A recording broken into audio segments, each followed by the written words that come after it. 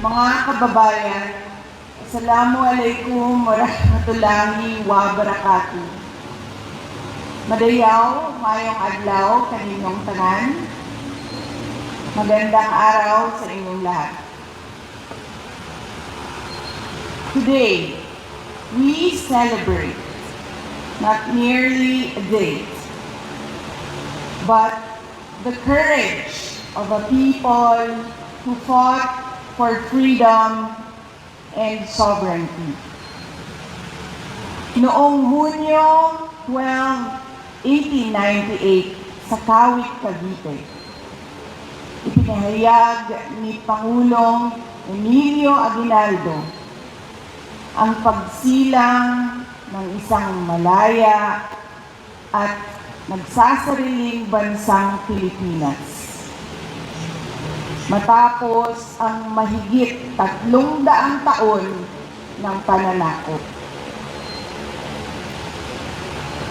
But freedom was never a gift. It was paid for and earned through courage.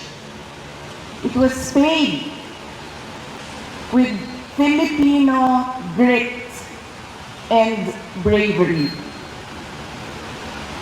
When the Treaty of Paris transferred our homeland from one colonial master to another without the consent of the Filipino people, our forebears refused to be bought and sold like property.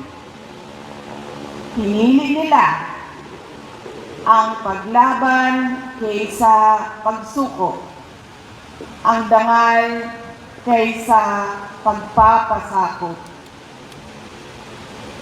This is our inheritance.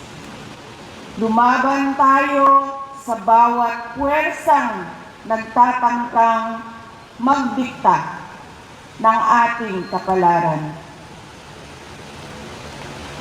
Thousands gave their lives so that one flag and one flag alone would fly over this republic. That is our identity. That is our duty. We fought for our sovereignty against foreign invaders. But sovereignty is not lost only to those who come from foreign shores. Nawawala rin ito sa tuwing ang serbisyo publiko ay nagiging pribadong negosyo. Kung ang mga opisyal ng gobyerno ay sindikato sa pagnanakaw ng pera ng bayan. Every peso stolen from the people's treasury steals a child's freedom from hunger. It steals a student's freedom from illiteracy or substandard education. It steals a patient's freedom to obtain quality health care. It steals a worker's freedom to earn a decent living. Every ghost project is a classroom never built.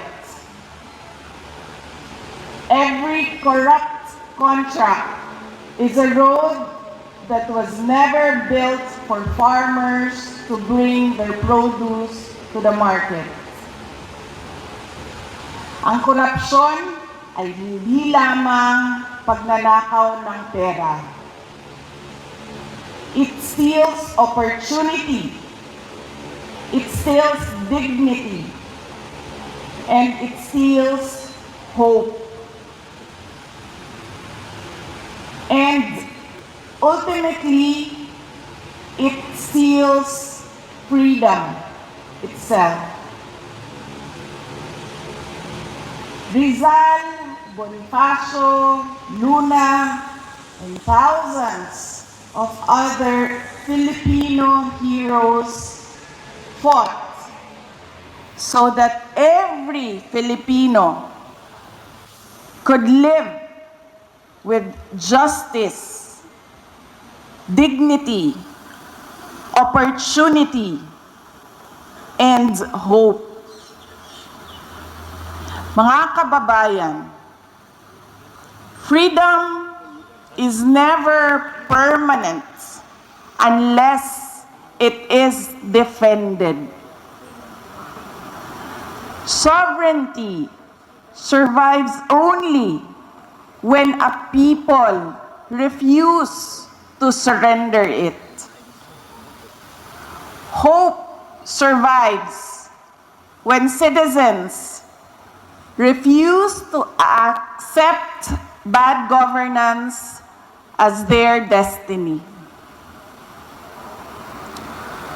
Hope survives when citizens act together, have their voices heard, demand what our heroes fought so gallantly for: the right of every Filipino to a dignified human life.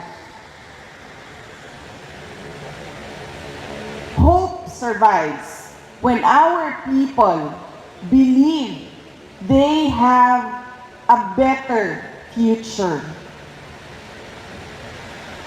On this Independence Day, let us resolutely stand up for truth, for accountability, for freedom, and for sovereignty. Piliin natin ulit ang paglaban kaysa pagsuko, ang dangal kaysa sa pagpapasakop. Piliin natin ang katotohanan. Piliin natin ang pananagutan. At higit sa lahat, piliin natin ang pag-asa. Mubarog ug makigbisog kita batok sa tanang puwersa nga musulay sa pagbuot sa atong kapalaran. Uban sa paglaom nga nagikan sa dili malupig nga gahom sa kasing-kasing sa katawhang Pilipino. Ang Independence Day mao ang atong adlaw sa paglaom nga ang kagawasan ug soberanya mao gyud ang atong tinuod ug malungtarong kabilin. Mga kababayan, ang lahat ng ginagawa natin ay para sa Diyos, sa bayan, at bawat pamilyang Pilipino. Shukran.